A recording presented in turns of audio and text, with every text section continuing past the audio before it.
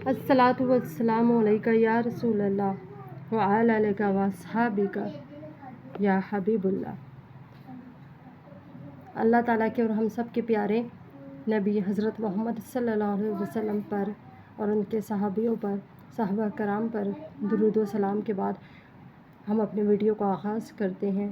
आज की वीडियो है रिश्तों को लेकर।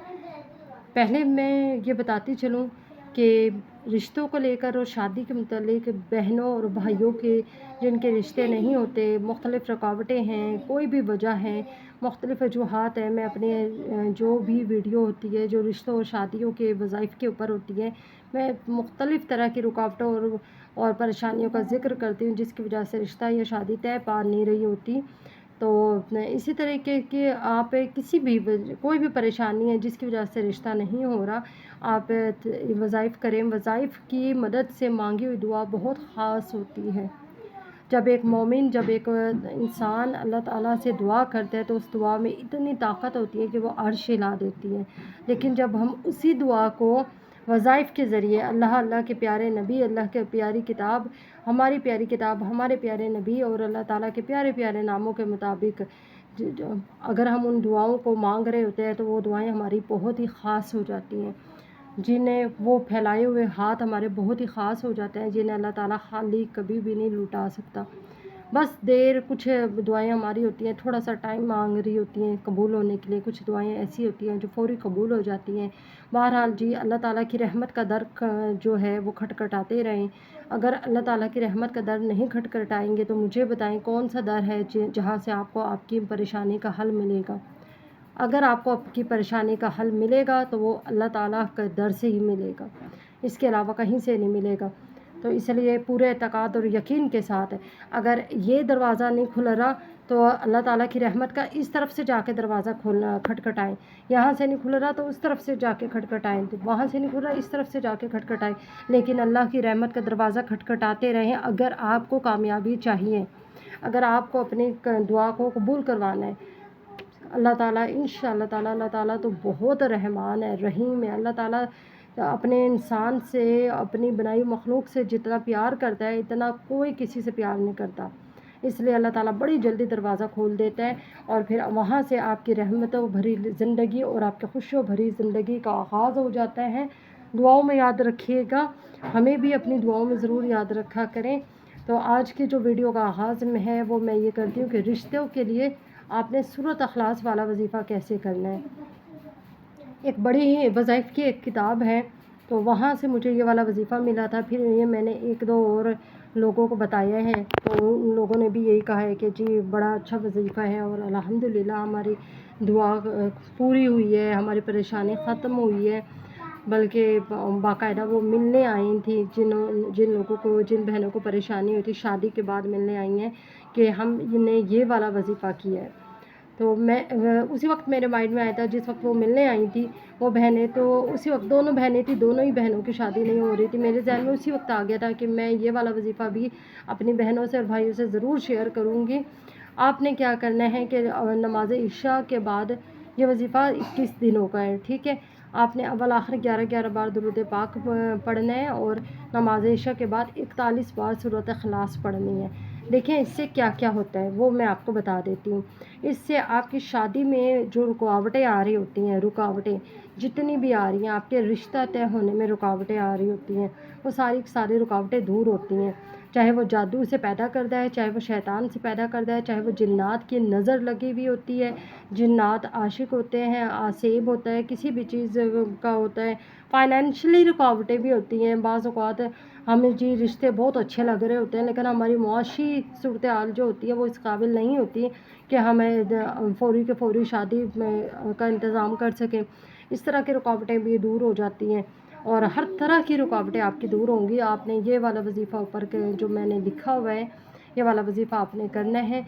इसके अलावा ये कि इस वजीफ़े की बदौलत जो आपको रिश्ता मिलेगा वो इंशाअल्लाह अल अज़ीज़ नेक और मोहब्बत भरा रिश्ता होगा। जो आपका शरीक हयात होगा या जो आपकी शरीक हयात होगी वो हमेशा आपसे वफ़ा करेगा وہ کبھی بھی آپ کو آپ کے زندگی کے سفر میں تنہا نہیں چھوڑے گا۔ آگے چل کے میں آپ کو یہ بھی طریقہ بتاؤں گی کہ آپ نے دعا کیسے مانگنی ہے۔ جب 21 دن پورے ہو جائیں گے تو آپ نے کس طریقے سے دعا مانگنی ہے۔ دعا مانگنے کا جو عمل ہے وہ بہت ہی خاص ہے اور وہ الفاظ بہت ہی خاص ہے، آگے چل کے میں آپ کو بتاؤں گی۔ پہلے میں آپ کو اس وظیفے کے فوائد بتا دوں۔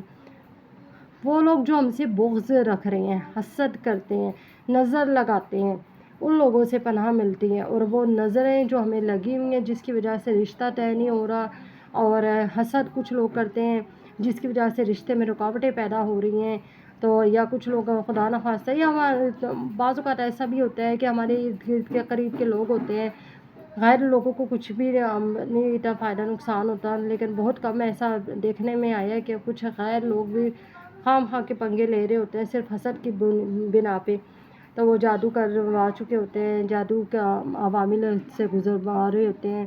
جادو جو ہوتا ہے ایک حقیقت ہے اور اسلام میں اس کا تصور موجود ہے۔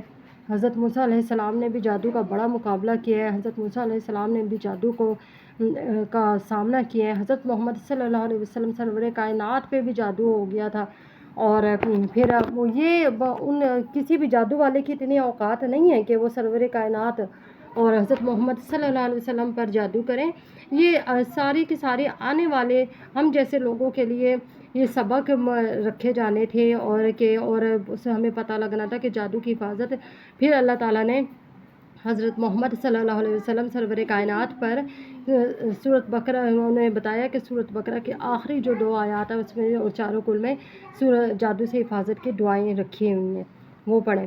تو پھر حضرت محمد صلی اللہ علیہ وسلم نے جادو سے حفاظت کی وہ دعائیں پڑھی ہیں اور ان کا جادو اترا ہے اور ختم ہوا تھا۔ یہ ساری کی ساری چیزیں، جادو کی کوئی اوقات نہیں ہے سرور کائنات پہ اثر دکھائے۔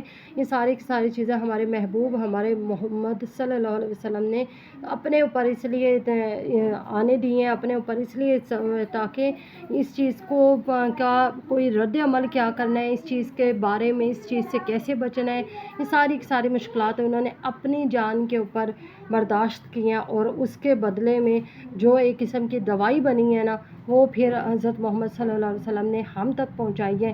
اس دوا کا نام سورۃ بقرہ کی آخری 2 آیات ہے۔ اگر آپ نے جادو سے اپنی حفاظت کرنی ہے، جادو سے بچنا ہے، تو سورۃ بقرہ کی آخری 2 آیات کا ضرور پانی پہ دم کر کے پئیں۔ ایسے بہنیں اور ایسے بھائی جن کی شادیوں میں رکاوٹ ہے، وہ ضرور سورۃ بقرہ کی آخری 2 آیات پانی پہ صبح شام دم کر کے پئیں۔